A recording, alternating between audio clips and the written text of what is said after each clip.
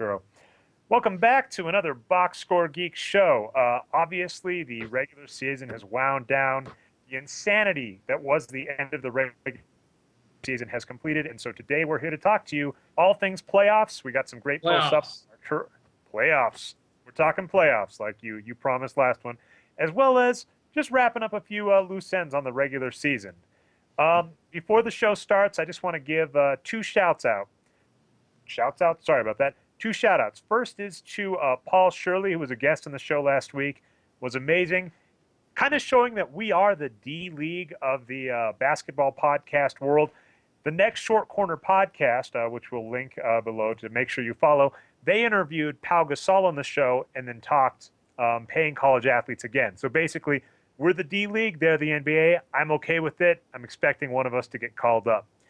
What do you expect when I've got like my wife's little Easter bunny sign and all these funny signs up every single time I'm up on the podcast? D-League. I think you are the pinnacle of success and, all things professional. The other shout out I want to give is to Seamus Young, a common Twitter follower who interacts with many of the Box Score Geeks. Seamus says many great things, but this week I got on my high horse about the term role player. It's one of my biggest annoyances in basketball.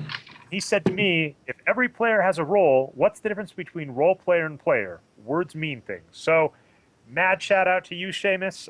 Thanks so much. Thanks for your great tweets. Arturo, I think you have two shout outs to give before we get running. Yeah, Seth Byrne, who's a guy that everybody really should be following. He's a very smart basketball commentator, and he has some very interesting stuff around that he puts up. And again, and the other person is Andrew Sellers 07, who's a guy who's also done a lot of interesting things. If you like talking about money lines and talking about odds and talking about general Vegas stuff, he's good. He's not a high volume tweeter, but when he does, it's interesting. And again, if you're not following them, then you're not seeing some of the conversations I'm having on Twitter, and you're missing out because it's good stuff. Were you going to cut in, Brian, with your audio, or are you going to hold off until later? Oh, no, I'll jump in here. The reason why you guys asked me to talk, actually, is because I said, man, I remember Seth Byrne back in the mid-'90s writing those great Magic the Gathering competitive articles. He was a pretty good player, and he was East Coast and I was West Coast, but it's just funny how the nerd world, diverges and then comes back together. We're all in the, the same place again. All right, and of course, by the way, we have many great followers. I know we don't typically do a shout-out, so don't feel offended if you're not mentioned necessarily. Maybe something we'll add to the show, or maybe when we get into the cold, harsh off-season, I'll pitch a show to Brian where my line will be, let's just give a shout-out the whole show, and it's just me and Arturo bouncing names off each other. You know what? If you want a shout-out, step up your Twitter game on the playoffs, man. You got to step up that Twitter game. Yeah, got to be clutch. Yeah, you got to be clutch. All right, so as you may notice on the Box Score Geeks, Devin, he's been running this the last couple of years. The True Hoop Smackdown may not happen this year, and we've been doing it on our... It's actually definitely not happening. I actually talked to Henry, and I said this to him. I wanted to thank him for actually putting it up for the last few years. I think it's been a great opportunity. It's been a great deal of fun. I know they're doing something slightly different. I like what they're doing in terms of putting it up, and I understand why they didn't put it up. But I want to thank him because I think he took it upon himself, and I think that's something that really got us stat geeks out there. So yeah, a third shout out, I guess, Henry Abbott for many things, but particularly for the True Hoop Smackdown. But we're doing that on our site this year. Devin's got that up. So if you think you know what's going to happen in the playoffs, if you think you're better than Arturo, I'm going to throw this out there, Arturo. Don't distrust your model. If you lose because you distrust your model to a fan this year, I'm going to be so upset. Now, it's going to be for pride, but we may come up with an award for the contest if things get saucy in the final couple rounds. There might be a shirt. There might be a shirt here. We'll see. We'll see. All right. So on that note, I know we haven't talked much about it during the regular season. I apologize for that. But at the very, very beginning of the season, we did throw out a predict the regular season. Patrick managed to, by the skin of his teeth, I think you calculated this a little wrong. I believe Arturo, he ended up just a little. He made a little money this year with his preseason bets on Vegas. So thank goodness for that. But we did a contest to predict the regular season. Well, and lo and behold, let's caveat by saying that Patrick maybe just broke even or made a little money, but we actually did pretty well. We had some bets that he didn't follow us on, but that's okay. Yeah. You put the bet on. Go Raptors! You wanted to bet on Toronto. Patrick did not put his money down on Toronto. Such is life. But anyway, sorry, didn't mean to detract. This is huge stuff. If we had sound effects, Brian, I'd ask for a drum roll. But we had a regular season, predict the regular season contest. None of the geeks won it, unsurprisingly. But what we've got is we have the winners to the Boxscore Geeks Predict the Regular Season Challenge. One of them will get a shirt, and I'm going to throw out one of the shirts we'll give. Either the Phil Jackson shirt, the Masai Ujiri shirt, or the Daryl Morey shirt. We'll have pictures in the post. Arturo's been wearing them on the show. You can win one of these shirts, or rather to say, one of you won one of these shirts, and we're going to read down the winners. There was a tie. The runner-up was a tie. In second place, we have Martin Parodi at MartinZ229. Amazingly, was only off by an average of 6.27 wins per team. As a note, obviously, as I said, runner-up was a tie. Also tied for second place, Chuck Cha, 96. That was the only name we were provided, so it's at Chuck Cha _96. Again, off by 6.27 wins per team. And that means the winner, who did provide a name, and I hope they don't mess up the pronunciation of the last name, is Blake Pengelly. Twitter is at B_Pengelly. Off by only 6.13 wins, a devastating victory. You'll have a shirt in the mail. We'll ask you to give us your information. I'll put it on the post, and I'll make sure to tweet at you. We'll figure something out. But amazing job winning the contest, doing better than the geeks. I think I was actually the worst geek from what I understand, right, Arturo? Yeah, but we it was all there. It was we were all off by a certain amount, I think. But yes, good work. This was awesome. Obviously, Devin's doing this again for the playoffs. We love predictions. We love seeing our users do great. So we're really excited about that. So on that note, just wrapping up the regular season, we have the winners of our contest. I wanted to actually just go over the awards real quick with you, Arturo. I didn't imagine this would take too much time. Let's just go wins, produced, style, or yours. I'm just going to say you as your expert analysis, so use whatever you want. Don't even need to put much thought in. I think a few of these will be obvious. Who's the MVP this season? I'm going to say Kevin Durant. I'm going to say that as number 3. So Durant, LeBron, and number 3, it's definitely Leonard. And Kawhi Leonard, basically, when I did the numbers for the second half of the season after the All-Star break, he was the best player in the league after the trade deadline. Awesome. So maybe not enough love for Kawhi, but good stuff. Okay. He should get some love. Next player, who's your MVP? Or not MVP, Rookie of the Year. Struggled with this one. I like Plumlee. I've liked Plumlee, but I think Gordy Deng at the end, it looks like the best rookie of the class. He's not going to win, but I do think he looks like both of those guys look like they're going to actually be impactful NBA players. But Deng looks special. Yeah, well, there were a few nights when Love was out, and that was ridiculous. He was, yeah, right. No. My other question to you is this. I don't know the best way you think. There are things like synergy stats or the eye test. Never a fan of the eye test. How would you yourself decide the defensive player of the year? And then on that note, who's your defensive player of the year? I mean, you kind of have to look at what the impact is overall for defense. And generally what I like to look at is, okay, so who are the best defensive teams? And I think it's an interesting year because, honestly, I tend to think that I honestly thought that Andrew Bogut did a really good job this year, and I think that him not being there, and I've heard arguments for Iguodala, but I mean Iguodala is the best wing defender, but you're covering the center of the post, and you're playing next to David Lee. I think Bogut, if I'm going on a per minute basis, is the guy I would go with.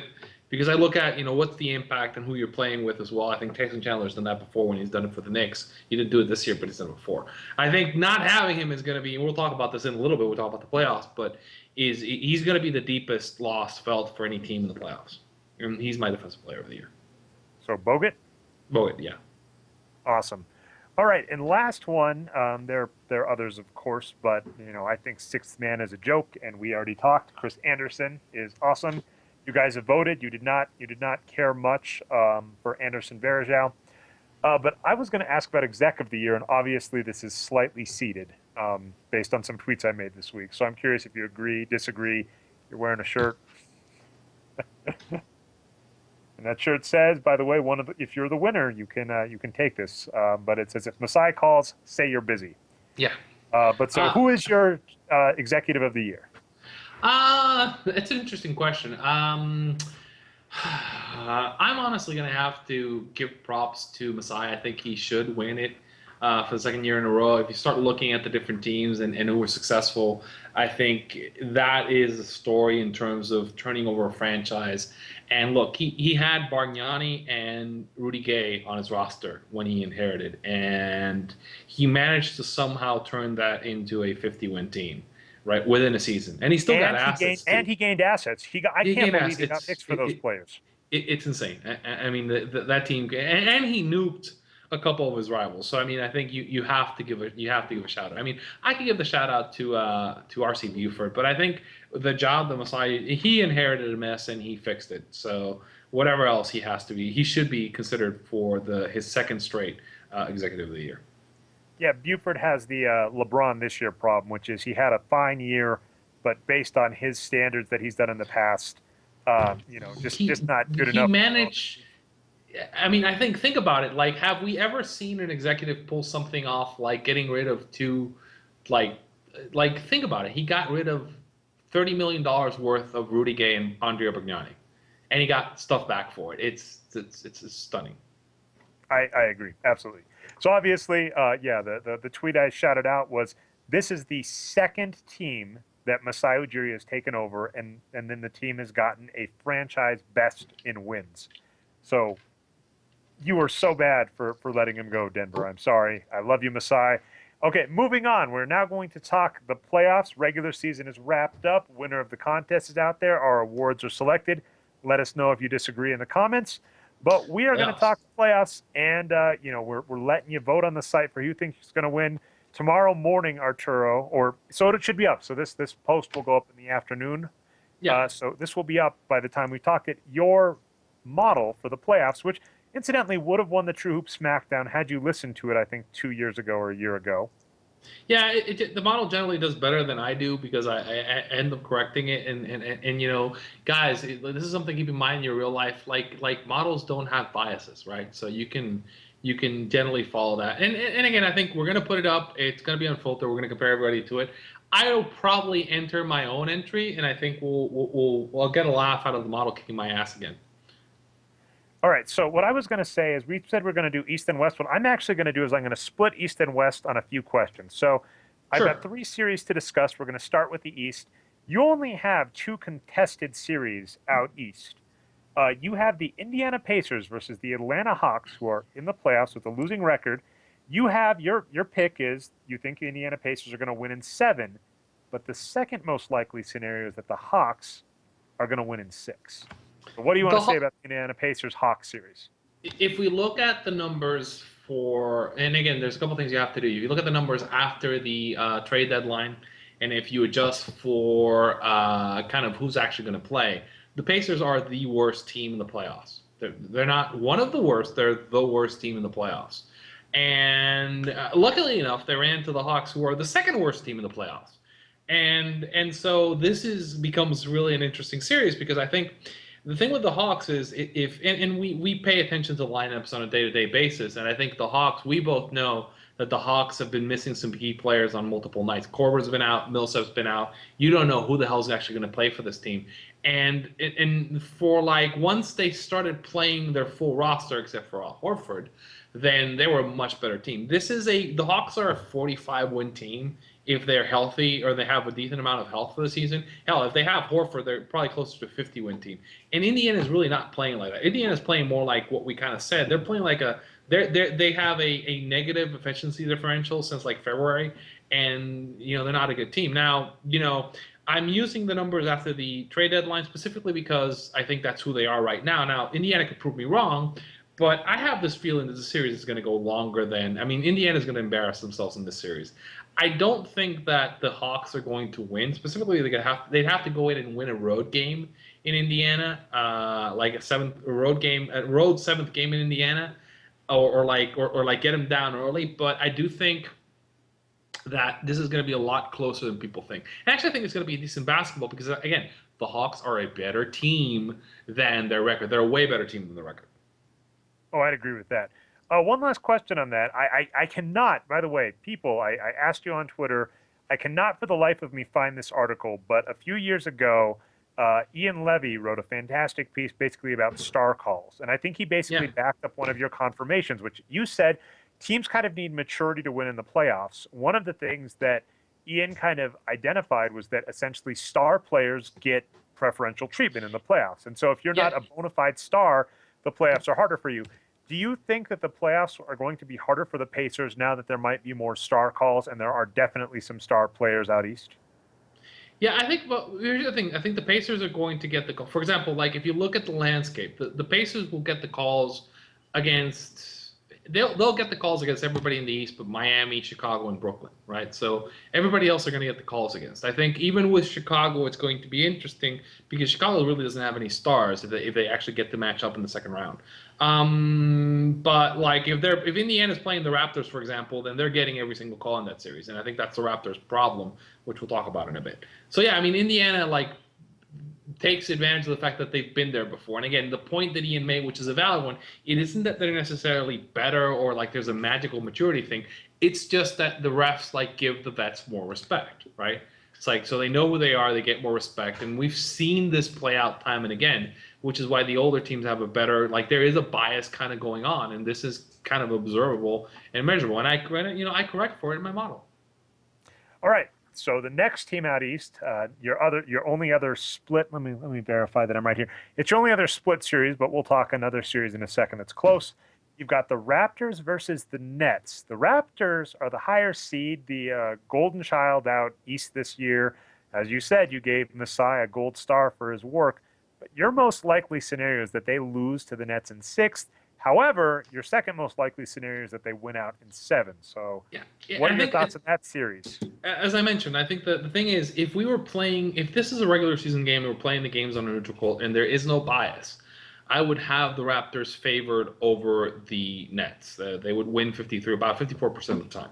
The problem is that it is the playoffs. There's going to be a bias. The Nets are a team that probably has one of the teams that has the most playoff experience of any teams in the playoffs. That's gonna be a significant factor in this series. And their coach, as much as J. Kidd is a rookie, J. Kidd is also a wizard. I think he's done a decent job. And the Raptors coach is just terrible. Dwane Casey is not a good coach. So when you I was going to say, do we know anything on Dwane Casey and Steve Novak? Because Steve Novak, his numbers for this year, for the time he's played, have been good. He was essentially a replacement for Bargnani. I'm just really curious as to why he hasn't gotten any love.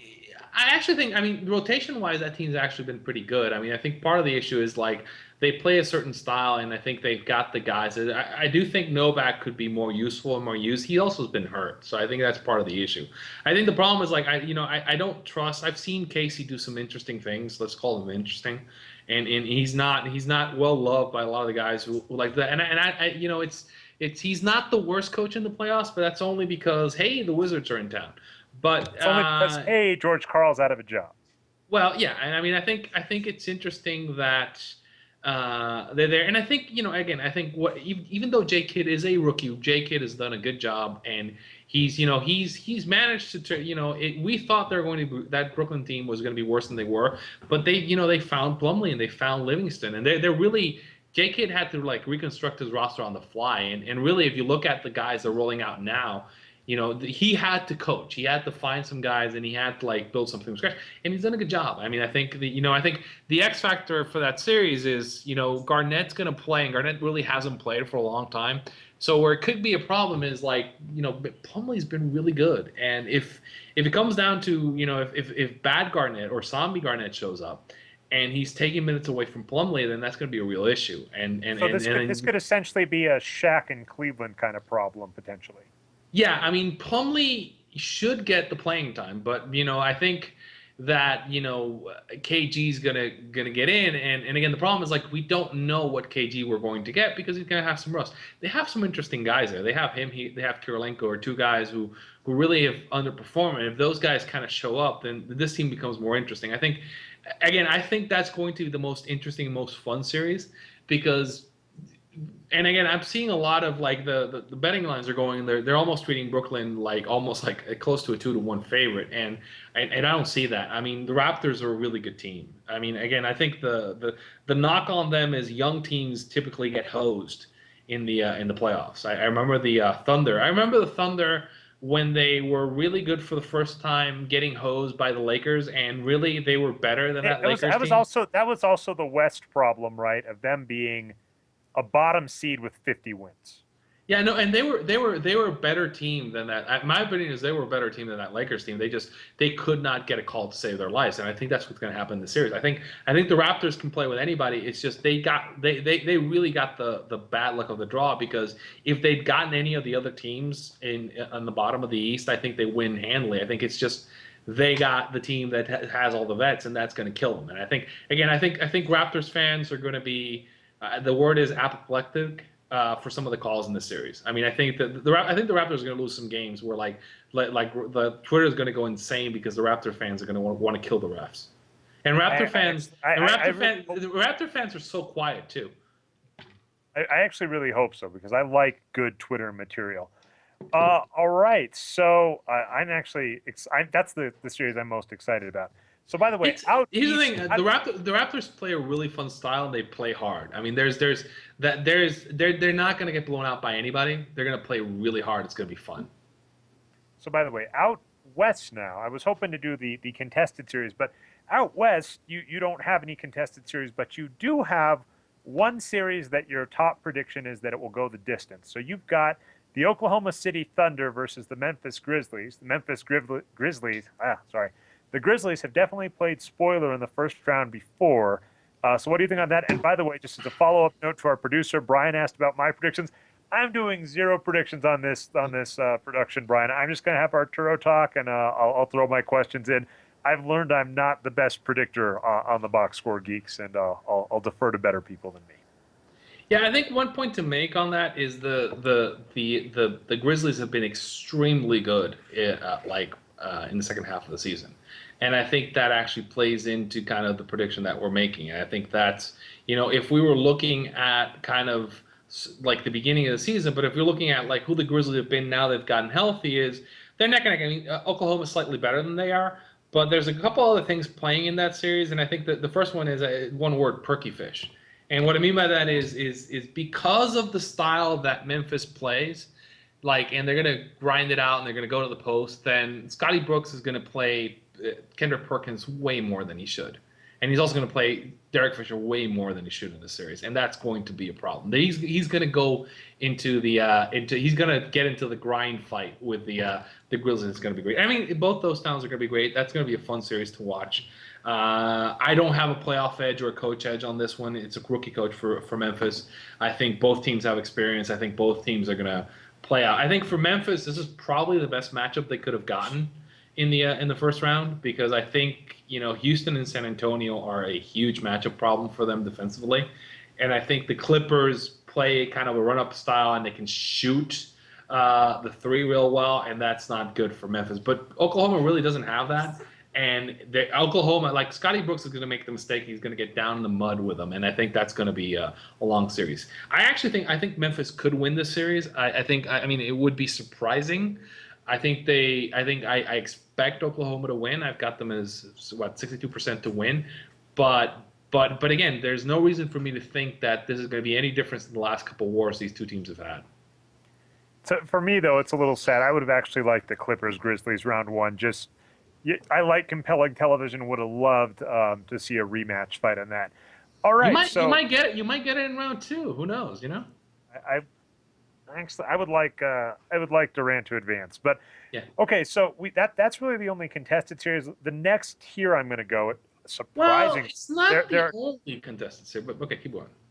Well, no, it is in terms of what you said. So what I'm going to go into the next is a little bit of life, meaning you don't predict it's going to be a blowout. You think that there might be a few games swinging both ways, but you've got I'll say the two series and I'll say the one to start with. Out west, you've got the Clippers versus the Warriors, where you think the most likely scenario is a Clippers in 5, but the second most likely is the Clippers in 6, followed by the Houston Rockets Trailblazers, where you think the most likely is the Rockets in 5, followed by the Rockets in 6.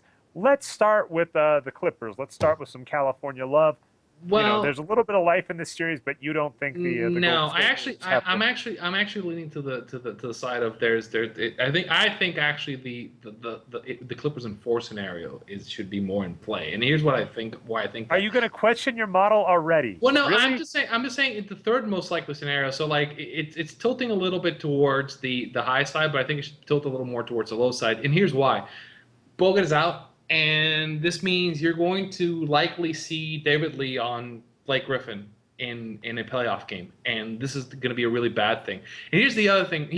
That I have this feeling in the back of my head, which is Chris Paul really hasn't played at full speed the entire season, and so we've not seen the best of this Clippers team. And I think that we're going to see it, and I think it's going to be kind of amazing. I do think this. I think Chris Paul is the guy who's going to kind of like start putting his name on the playoffs, and I still think that Chris Paul is going to make a conference finals, and he's probably going to make a finals at some point, and this might be it. I mean, I don't think they make the finals this year, but I do think they're going to kind of. I think they might do.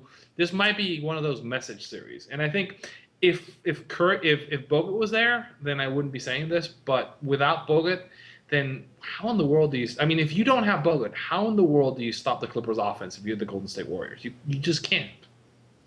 So what's your over/under for number of lob dunks from Chris Paul to Blake Griffin in this series? I think that should be off. That really should be off. That let's say, assuming it goes 5, let's say 10. I put the over/under at 10.5. All right. So fans, say what you think below. If we include lob dunks to Blake and DeAndre, man, we might be talking about like something like 15.5. I may throw that up there. I'll throw both. Okay, so that series, I mean, definitely without Bogut. And Bogut and Iguodala made a very apparent difference on that team. When you talk defense, and now you're playing a team that basically, without that defense, could potentially get every single rebound. You're trying to stop a Chris Paul-led offense that has Blake Griffin with Jermaine O'Neal and David Lee, or Harrison Barnes. And don't forget DeAndre Jordan, his offensive rebounding ability. So it's like basically you're giving 1.5 attempts every time Chris Paul goes up the court, right? Essentially, with Chris Paul on that offense. So Jermaine O'Neal is going to get into so much foul trouble. You're not even going to be funny in this series. I mean, if we'd had Bogut, I think this could have been a fantastic series. I think this thing goes 7, and it's probably the most fun series in the first round. Without him, it's just a different thing. All right, so other round, Dwight Howard amazingly doing a LeBron James impression and proving the Lakers wrong. Got the Houston Rockets versus the Portland Trailblazers. You think that it's actually going to go 6 games, but in both cases, you think Houston comes out on top. Yeah, the model likes 5, but here's the thing: and I said this in the post, and I'm going to say this here. There are a lot of there's a very active nightlife in Portland, and the Rockets are very curious gentlemen. They like to go out at night, and I think we've seen them. I've seen them. You don't watch games necessarily, but I've seen them kind of show up drunk on national television or hungover on national television. And I worry that they're going to blow a couple games in this series just because they show up not in the best of shape. Now, again, this could be a problem in this particular. But I think Portland is sneaky. I do think that Houston is a better team, but I think they're gonna screw around in this round. I think that's what's gonna happen. But Houston in the end is a better team, and James Harden does seem to be like particularly focused in the second half of the season. So I'm gonna kind of say that I think the Rockets win, but if the Rockets manage to kind of screw around and get this to 7 games, I wouldn't be surprised. That would be interesting to see. And I was going to say, I would actually really like to see a Rockets Thunder Well, you and matchup I, at some point in this play. you and I both know that the Rockets are a mixed bag and they're very consistent on a night-to-night basis, right? We know this happens. We've seen this happen. I'm just saying there are matchups in the playoffs I would like to see. I would love the league to just come in and kick out the Wizards and put in the Lakers just because. Because I would. Well, no, Lakers are good for the playoffs. Kick out the. I think the team that would be kicked out would be, let's kick out the Hawks and put in the Suns. Yeah. Yeah, or make it an unseeded playoffs, and then we could maybe the T-Wolves make it in, right? Because they're still playing for stuff. I can't believe Adam Silver's stupid age limit rule. I'll link to the post, but your suggestion of basically saying if a team would be in the playoffs in another conference, having a entry round playoff for them to fight for the spot, that would be amazing. I would love to see Phoenix just out east. And again, for people, it's like that's a 3-game playoff, assuming it starts today, and we get 3 games over the course of the next week. And then we have like 8 teams playing in, like we have a play-in playoff, and then we reseed everything without conferences, and we get the best teams playing each other. That would be awesome. That would be amazing. Anyway, more basketball. So we're going to go to essentially short but sweet series. We're going to start out east because it looks like there's a little more competition out there, but not much. I'll let you decide who to talk about. You think the Heat are probably going to win in 4 or 5 games against the Bobcats. You think the Bulls are going to win in 4 or 5 games against the Wizards? Who would you like to talk about? Weird. Let's talk about the Heat. I think the Heat are the best team out east, and I feel bad for the Bobcats because if the Bobcats had actually gotten the Pacers like it looked like, I think we'd be talking about the Bobcats and the possibility of them actually like making it to the second round, maybe even the third, depending on the kind of how everything broke. But Miami is a better team. Miami hasn't really swept anybody. They've only swept the Milwaukee team. I don't consider that Milwaukee team that they swept the true playoff team. That may be the worst playoff team in my lifetime.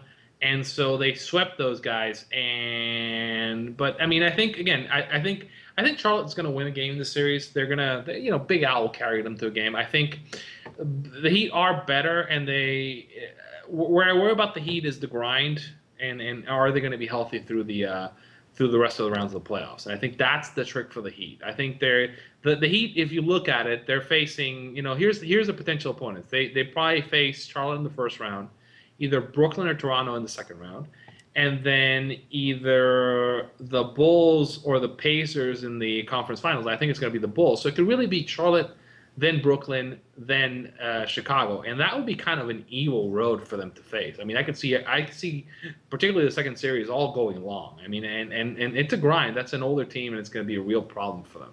So I think I'm more concerned about, if I'm the Heat, I'm more concerned about how do I stay healthy. And again, if there's an injury with the Heat, like to any of the critical top 3, that's going to be a real problem. And you could see somebody really. So let me ask you a question on that. If LeBron James goes out for 2 games with a stomach flu, like happened to Chris Bosh a year or 2 ago, do the Bobcats have a realistic chance of taking the series? Yes. That's scary. That is scary. That should be very scary to the Heat. All right, so now Bulls. But it's prevalent on LeBron missing some games. Yeah. Bulls versus the Wizards. The Wizards return to the playoffs following the Arenas fiasco. You've kind of been liking them for a while. You actually think they've been doing okay work. I don't know why. I wish I could explain because these are 2 good markets, but I'm kind of apathetic. Give me some reason to care about this series that you think will be over quick. I don't like this series. And here's the thing. I don't like to watch the Wizards this season because they're like the dumbest coach team in the league. They do really stupid stuff on offense. I'm not going to go into it, but they do stupid stuff on offense. And this is probably the worst possible matchup for them because Thibodeau is just going to work them like a speed back. And here's a team that does stupid things on offense. Let's play the buzzsaw that is the Chicago Bulls defense. I think this is honestly, this is one of the worst mismatches. And I think the Bulls are going to eat them up. I think the concern for the Bulls is can they stay healthy? And if they're healthy, they're just going to kill this team. I think Washington's also happy to be here. This is their finals, so they're happy that they made the playoffs, and I think they're going to go in. They might win a game, But if they win a game, it's one of these games where like Chicago just can't find the bucket, right? And it's probably not going to have anything to do with the Wiz. It'll just be Chicago will like lose their shot for a game, and that's the game to win. And I think that's what's going to happen. It's not to me, it's not an interesting series. I think Chicago should basically just own this. It's a cakewalk for them. Yeah, I'm okay with that. Last series, basically this is the last blowout. The only. Let me just verify that I'm right here. Just making sure you didn't ignore your model. The only series that you predict a sweep for, and probably the best, I would put it in quote unquote rivalry series that has the best potential. Like an upset here would be glorious. I don't think it's going to happen. You would have to give me such fantastic odds to bet on it. You think the Spurs are going to take the Mavericks, who are almost. Did the Mavericks finish 50 wins? They finished either 49 or 50, right? Yeah. Let me just verify this. The Mavericks finished 49 wins. So being the tremendously difficult West, we end up with a 49-win team looking to get decimated in the first round. Do you have? I mean, we had a podcast where you just laid effusive praise on the Spurs. You want to add anything more, or give any? Let me give some perspective. So like. The Spurs basically just set a record by playing they played their starters the least amount of minutes of any team since the merger, basically. And generally when teams are in that range, they're tanking or they're losing like 50 games, right? So the Spurs did this while having a historically great record and having some historically great runs.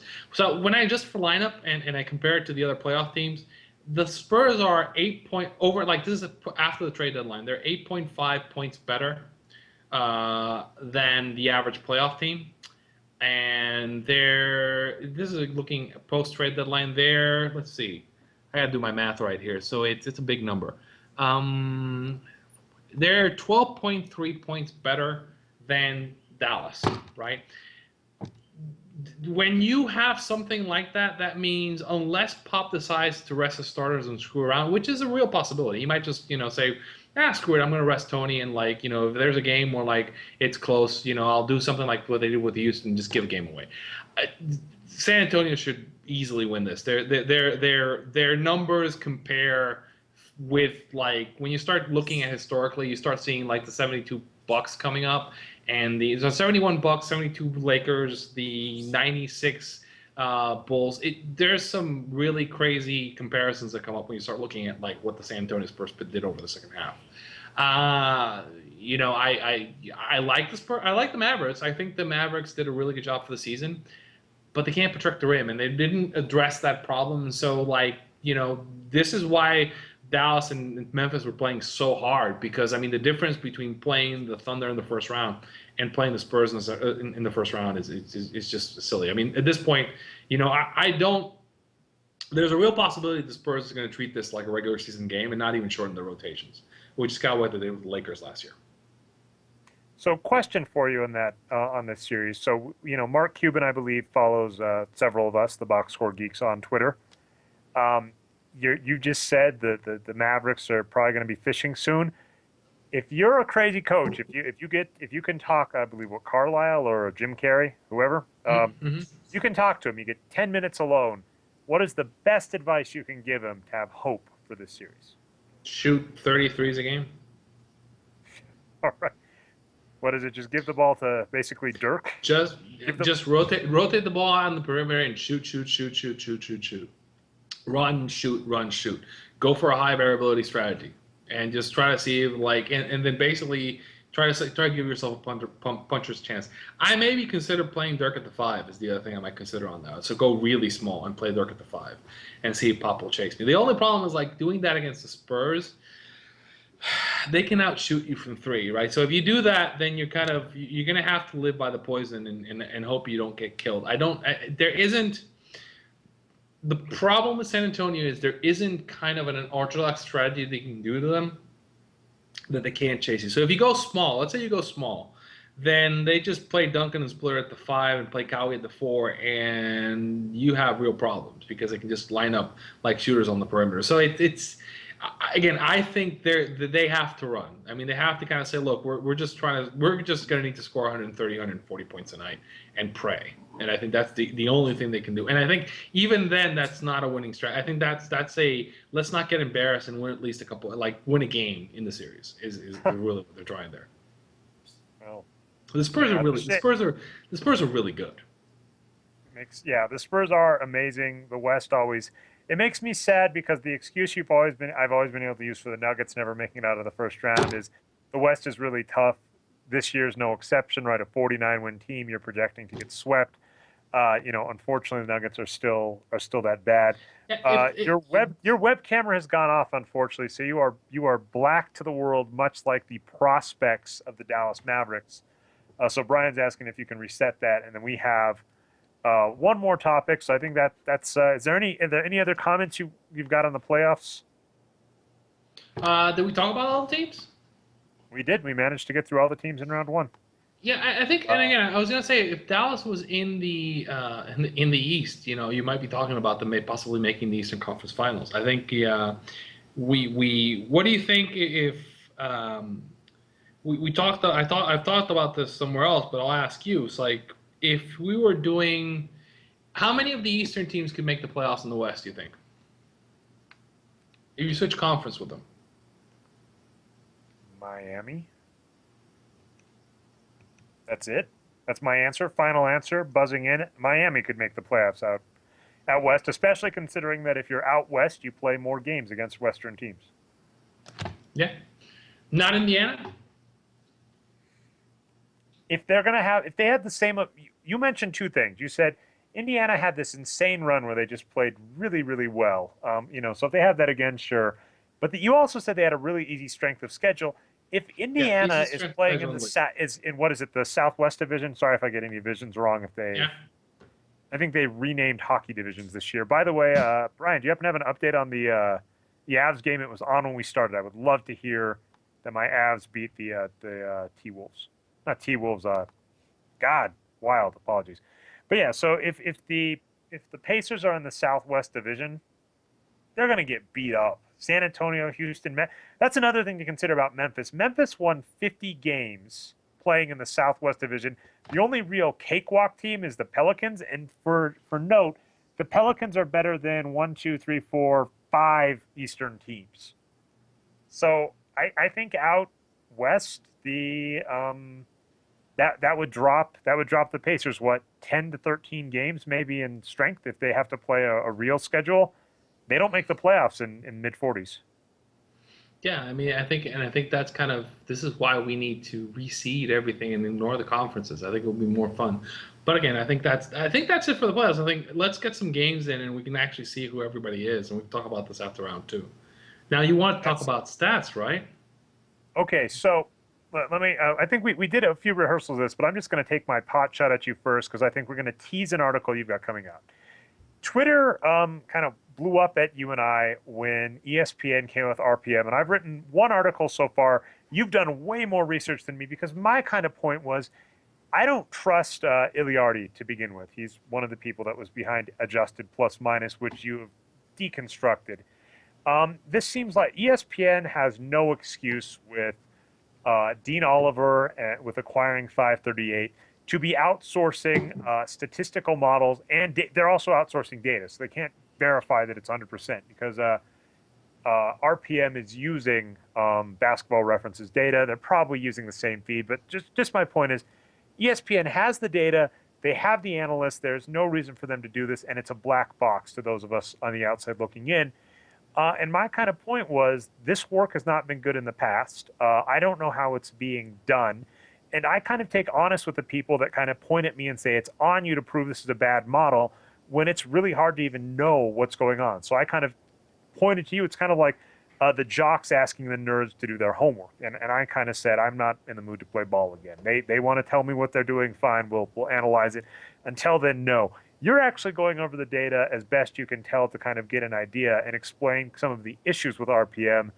So I was curious if you haiku form, because Brian said it's best to be a teaser, not a long, fleshed-out discussion, which we can have after it comes out, probably in the off season when there aren't amazing games going on. But just your thoughts on your, actually doing the work to look at RPM, and then your thoughts on some of the problems to start. We can probably end on that. Well, I think here's the thing, and I said this to you when we were rehearsing it, which is you shouldn't hate the science. You should hate the hack scientists. So, I think what kind of happens is this is based on using something called retrogression, which is a good tool. Now, it's a good tool, but if you kind of have an ice cream machine and you feed it shit, you're going to get shit ice cream, right? So. That's a mature label right there. Keep our explicit rating up, but keep going. Yeah, but the point being that, okay, look, so I've been poking around the black box, and here it is. It's basically kind of a tweaked version of what our RAPN is, which is RAPM. And there are some problems with the way that model is set up. And again, when I say tweaked, is they did some stuff to make it line up better to the point differentials for the teams. But I think when you start looking at the regressions, what they look like, it looks like it's a similar prior. And what I mean, like, they're using similar base for doing their work. And the way they're setting up their base is questionable. And again, the way to kind of think about it is, look, what this does is says, look, I don't know where the solution is, and the problem doesn't let me define it. There's an infinite number of solutions. I think the solution is in this area, and I think it looks like this. So think about, like, it's like Clue, and you're saying, I think it's in the conservatory with a knife, right? So the problem being that, like, the guess that they're using is really bad, or it's not great. So now the model kind of, that retrogression does some correction to it, but if your prior is still bad, and if you have an infinite number of solutions and you're looking in the wrong place, you're not going to come to necessarily the right solution. So now, I love, by the way, when we were talking before, it was a little confusing, and I just admit for a podcast, because I was like, okay, I need you to explain something complicated that you've been researching for 2 weeks and 5 minutes go. That Clue metaphor was great, especially because, like, to your point, when you're saying looking in the wrong area and kind of giving the wrong thing, it's kind of like in Clue when you go into a room and you know the person you're going to ask has the room, you're not going to get any information. It doesn't matter what guess you make, you're searching in the wrong spot. And also, the way this actually works is okay. So let's say you do the model and you come to a solution that's okay, right? So it feeds whatever information you get in and says it gives you sausage, right? And sausage is kind of okay. Now, the problem is what they're doing is they're taking that sausage and they're feeding that sausage back in to the next year. And so whatever problems you have with the sausage are just getting regurgitated. And there's some assumptions that are happening that are kind of off. And what I mean by that is it assumes that rookies are worthless, right? For example, it starts with the assumption that a rookie is worth 0 point margin. Now, so if you're a rookie coming in, I was making this analogy. So if you're a rookie coming into, like, say, the Spurs, right? Let's call this rookie like Lenny. What was the number? Is that Lenny Wicca is what we're going to call this rookie. And so he's coming into the Spurs. He's a really good rookie, but the model's thinking that, all the wins and all the stuff that he's doing is the responsibility. It's because of all these other great guys on the team, not necessarily him. And it doesn't really have a way to correct for that. And then eventually, over time, it'll correct the right solution, but it won't do it because the error gets propagated by the way the model is constructed.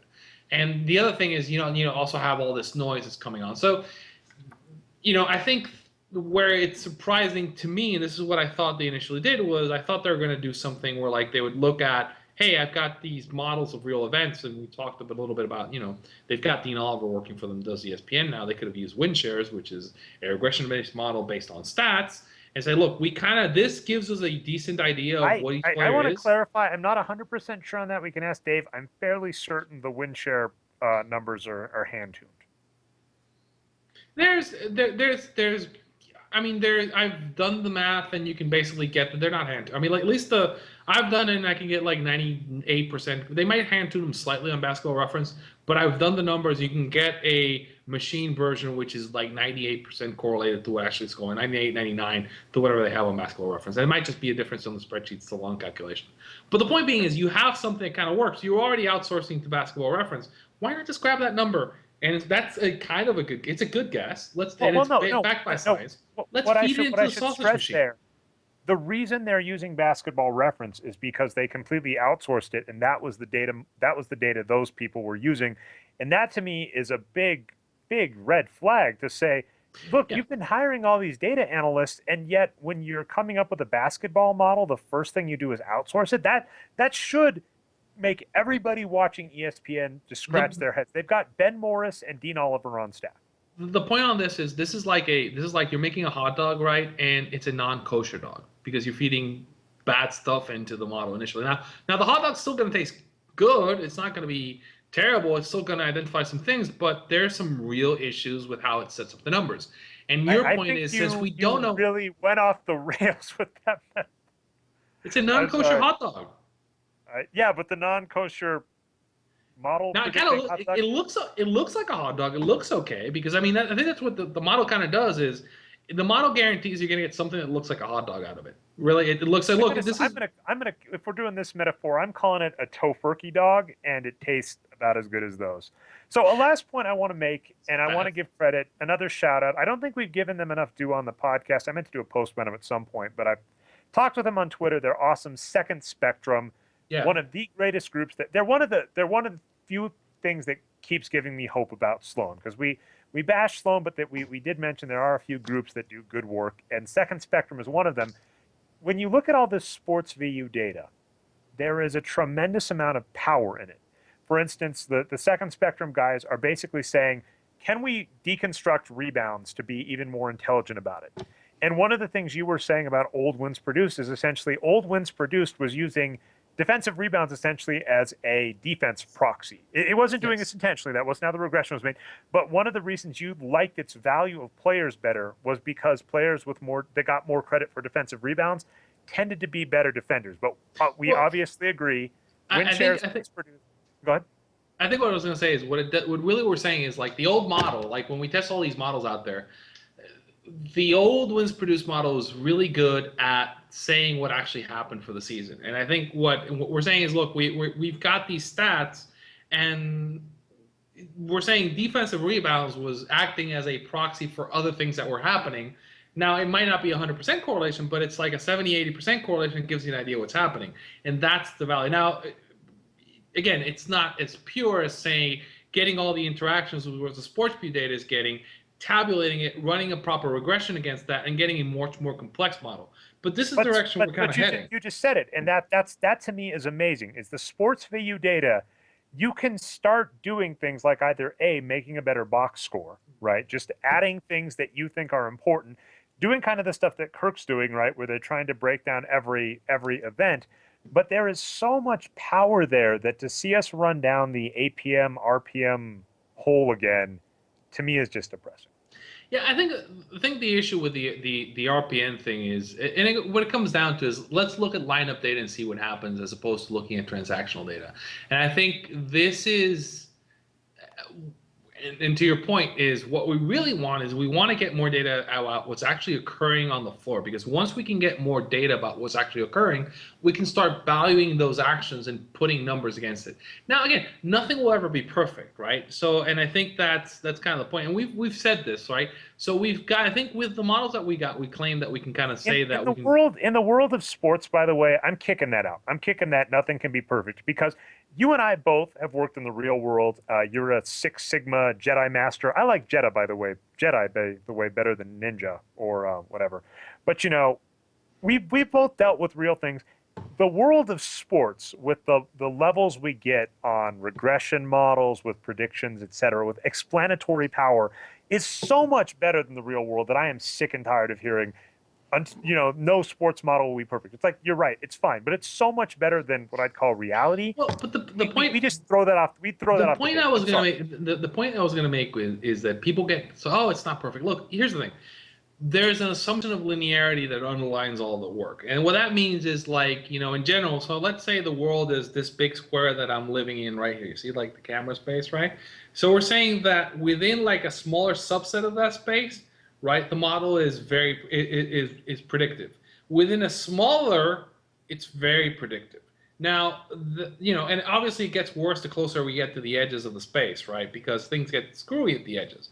But the point being that, like, in general, right? So if you're close to 500 and certain things happen, we can tell you, you know, this guy's good, this guy's bad, right? And really good and really bad. Now, there are certain things that we can't quite measure, but it's not enough for us to stop us from doing analysis. And there's enough information from what we have to make proper conclusions. And the things that we don't know, we can identify, and we can say, hey, we had better data, which is what we're talking about with the sports view. We can say, hey, we can start measuring defensive contributions better. Or we can start looking at like exactly what happens when you block a ball, for example. Or we can start looking at taking charges in defensive relays. I would love to see, by the way, just throwing this out there, one of the things I'd love to see if you could just start adding stat columns is like when a player takes a shot. First off, I'm so mad we don't have sports, the shot clock data in the box score or the play-by-play. That's so obnoxious. But, you know, when you take a shot, how much time is left on the shot clock and then how many people were open relative to you?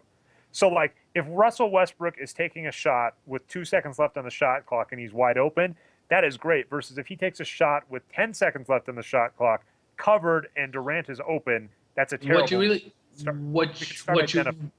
What you really want to see is so if I take a shot with 20 seconds left on the shot clock, right? What is the value or the expected value of those 20 seconds in terms of, you know, what is the expected value? What could I get in 20 seconds of offensive possession? What the cost is, and also you're kind of speeding up and shortening the game. That's a really interesting transactional problem. But I think again we're getting to the point where like doing that kind of analysis and that kind of answering that kind of question is feasible. Right, and I think like you're saying, which is using a tool which is meant to, like the retrogression is something that you use when you don't know shit, right? And you want to basically come at a problem where you don't have enough data. And I think where we're getting to the point where we have kind of like too much data, and we need to start turning that into information. It's not necessarily the right tool. I mean, I've argued that the tool is valuable and it could be used for certain like really useful things. I think that, as I said, you know, you shouldn't hate the tool. I think it's a good tool. I think the way it's being set up and the way it's being presented is where kind of the problem lies.